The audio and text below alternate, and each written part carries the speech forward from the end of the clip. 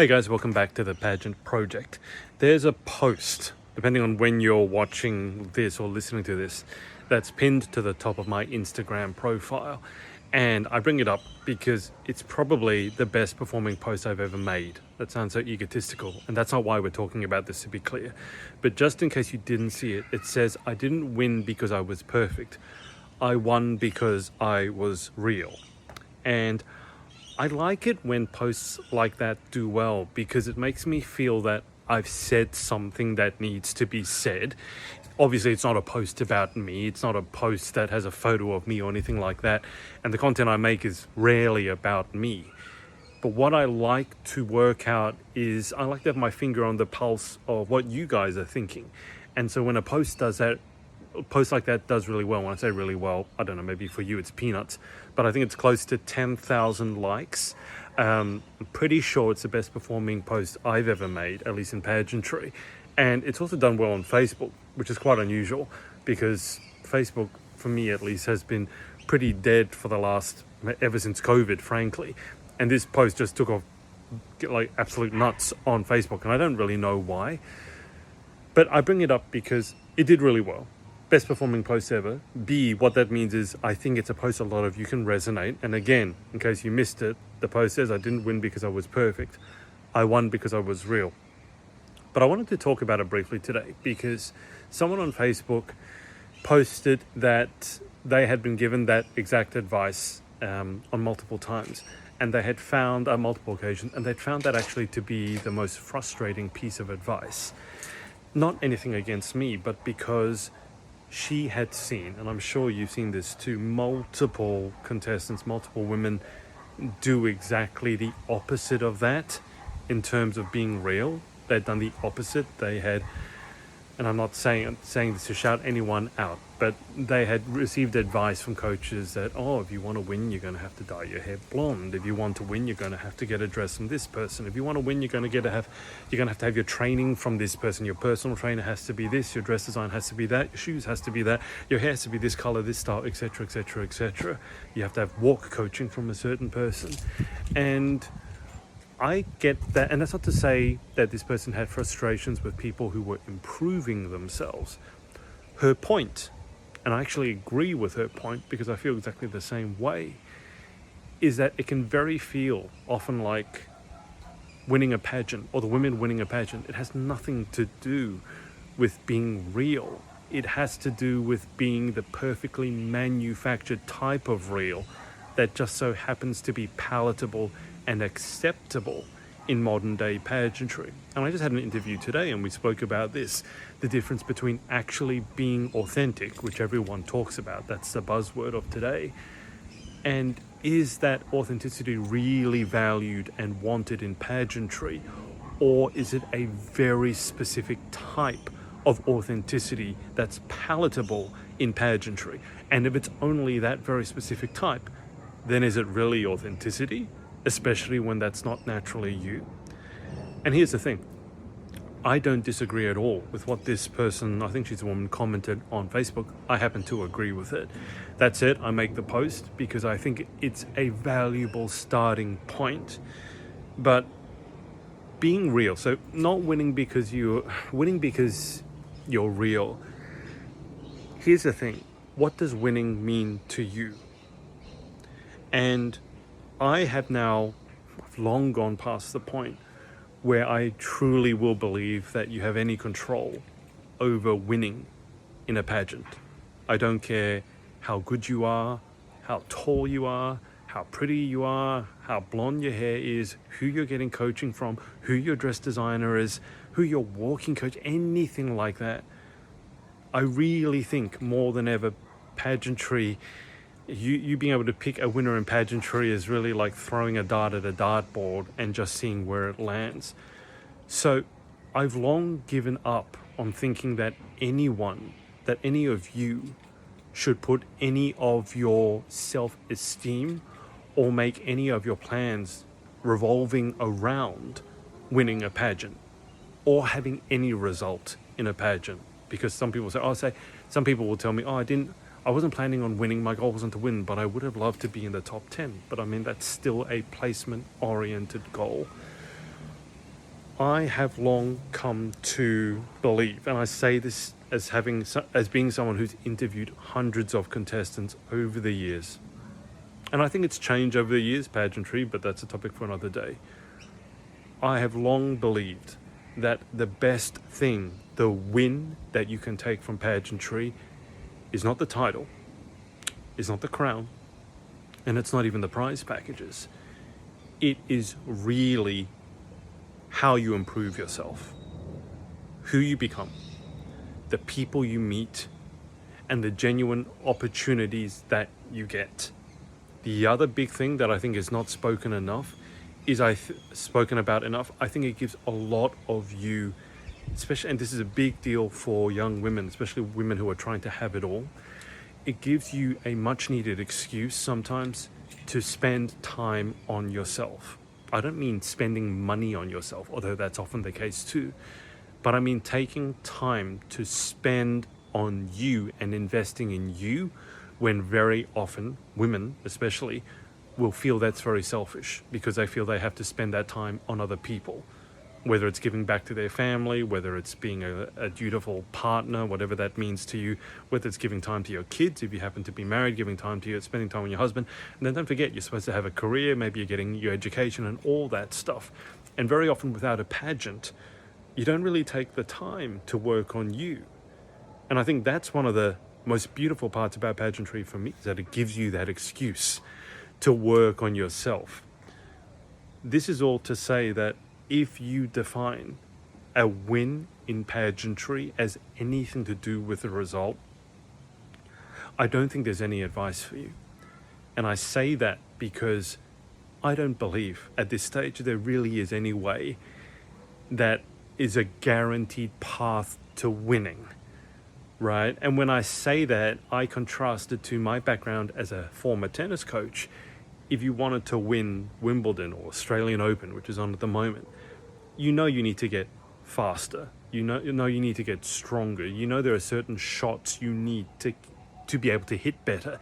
A backhand, a forehand, a serve, all these things. And you also know which ones of those, which parts of your game need working on very objectively, because you can measure it in points won, points lost, percentages, all that. None of that applies to pageantry. There is no such thing as data-driven decisions in pageantry, and some people think they have that, but because the whole thing is so subjective, it is, frankly, a lie. Pageantry is more art than sport. I think the only real resemblance it has to sport is that you compete and someone is crowned a winner, or someone is a winner at the end of the day. But, I mean, you tell me, what are the objective rules in pageantry that are equivalent to objective rules in sport? I mean, if you take soccer or football, how do you score a goal? Well, the ball has to travel through the opponent's goalposts. Doesn't matter who kicked it. It could have been an own goal. There are certain rules. For example, you can't touch the ball with your hands unless you are the goalie. And there's all these very, very specific rules. What's the equivalent in pageantry?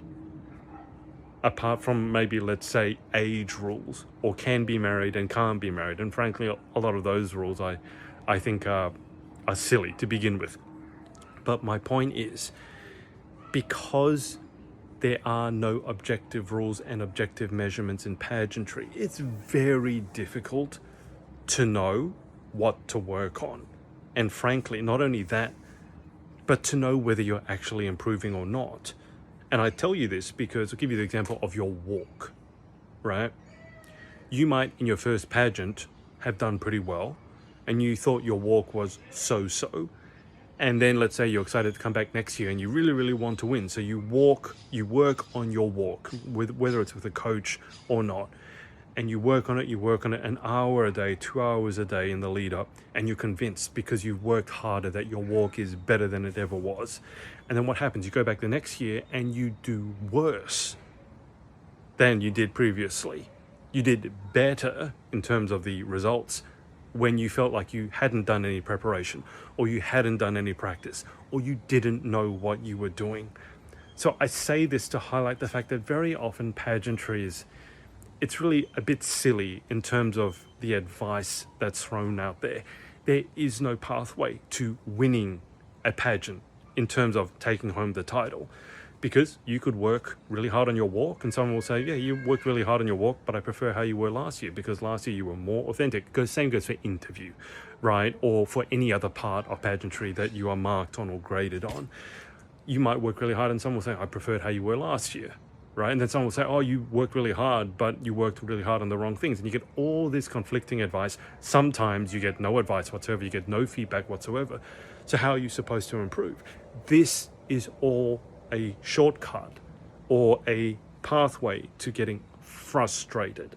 So this woman on Facebook, that's why I say I understand where she's coming from, because I can understand the frustration when you get advice like, I didn't win because I was perfect, I won because I was real. And then on stage in front of you are, let's say, the top 5 or the top 10 or the winner, and you know she hasn't been real. In fact, she's been the complete opposite of it, or to say it more kindly, she's been the version of real that the pageant wanted. And so the only way around this, if there are no objective rules, if there's no guaranteed pathway to success in pageantry in terms of winning the title, you go, well, what should I do?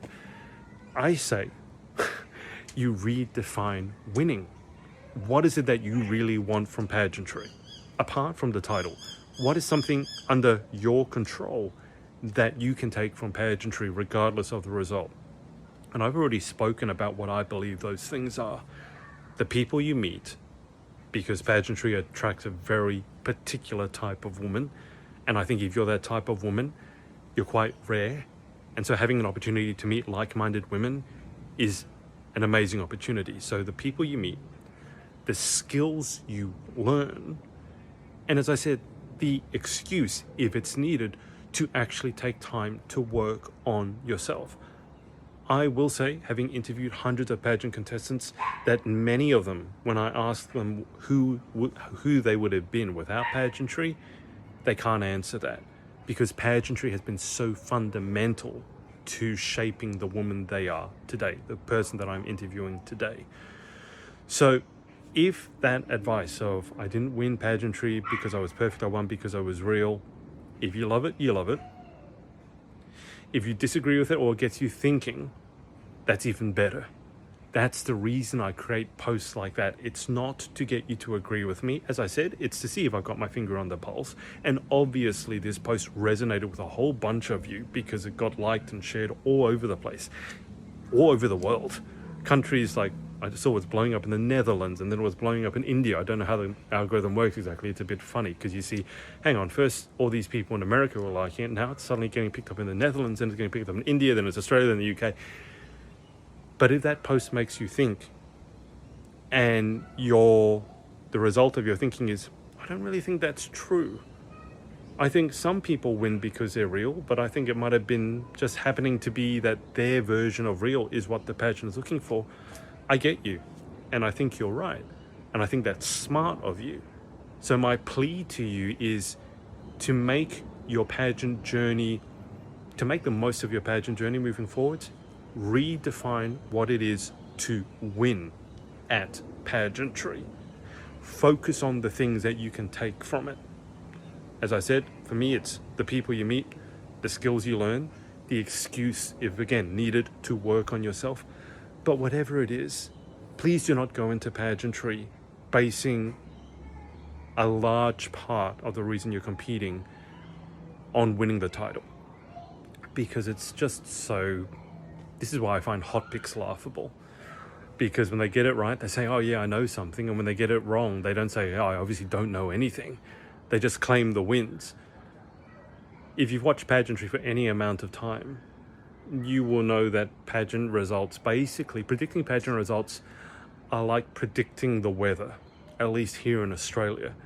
The weather forecast used to be pretty reliable. Now it's a joke. I really think I would be better off flipping a coin to know whether it's going to rain or not today. It's like today, look at the sky. Blue, beautiful sky. It was supposed to be raining today, right? And so don't base your hard work, if you're putting that in, your self-esteem, your sanity, your mental health, your self-worth, don't base it on something that's less predictable than the weather. Be smart about it. You decide what the definition of a win is in pageantry for you. And if you haven't done that, take some time to do it now. What do you want from pageantry outside of the win? Get for all the reasons that I've just discussed. Stop thinking about the title. Stop thinking about a certain placement. Forget all of that. All the other stuff that is more under your control, probably, and also the stuff you can probably also objectively measure, which someone said if you can't measure it, then you can't improve it. It's something like that. If you really want to succeed at something, then you need to be able to measure it. And if you want to succeed at something more quickly, you want to measure it on a regular basis. I wouldn't be measuring pageant results, but measuring, let's say, the hours you're putting into building your advocacy, right? Or maybe the money that you've raised for your charity, or whatever it is. Sorry, there's someone crying next door. It's not me, it's the next door neighbors. But that's my advice or my suggestion for you today. Redefine winning. Because winning in pageantry, if the only definition you have is, oh, I took home the title, then I have seen far too many examples of that ending badly. And again, I agree with the person who commented on Facebook. It's not always about being real. I wish it was. But it's about more than that. Even in life, it's about more than just being real, just being authentic. You actually have to be good at what you're doing too. But Instagram being what it is, little cliche advice goes a long, long, long way. So I hope you get something from this. Definitely reconsider what winning means to you in pageantry.